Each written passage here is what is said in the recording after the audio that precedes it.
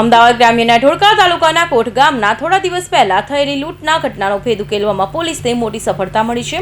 Monkey cap પહેરીને ઘરમાં ઘૂસી દંપતીઓની છરીની અણીએ બંધક બનાવી લાખોની લૂંટ ચલાવનારી ગેંગના 3 સાગરીતોને પોલીસે દબોચી લીધા છે, જ્યારે આ ગુનામાં સંડોવાયેલા અન્ય 4 આરોપી હજુ પણ ફરાર છે.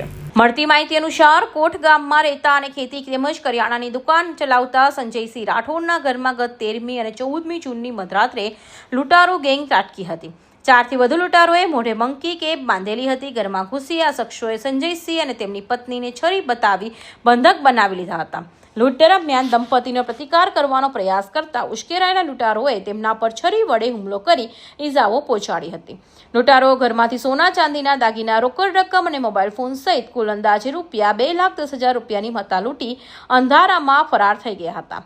કોટ પોલીસ પકડાયેલા 3 આરોપીની આખરી પૂછપરછ કરી તેમની પાસેથી લૂંટમાં ગયેલા 3 મોબાઈલ ફોન અને ₹3500 રૂપિયાની રોકડ રકમ રિકવર કરી લીધી છે. પોલીસની પ્રાથમિક તપાસમાં સામે આવ્યું છે કે આ ગુનામાં અન્ય 4 આરોપીઓ પણ સંડોવાયેલા છે, જેઓ હાલ પોલીસ પકડથી દૂર છે.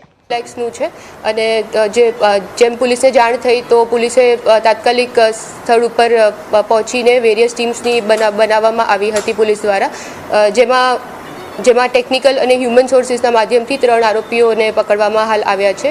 જે 3 આરોપી છે એ મૂળ સિહોરીપુરા ગામના આસપાસથી પકડવામાં આવ્યા છે.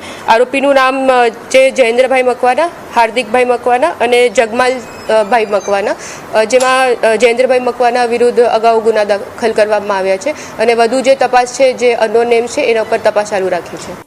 લૂંટની ઘટનાના પગલે કોટ પોલીસે તુરંત એક્શનમાં આવી હતી. પોલીસે ઘટના સ્થળે જ આસપાસના સીસીટીવી ફૂટેજ, ટેકનિકલ સર્વેલન્સ અને સ્થાનિક બાતમીદારોના નેટવર્કનો ઉપયોગ કરી તપાસનો ચક્રો ગતિમાન કર્યા હતા.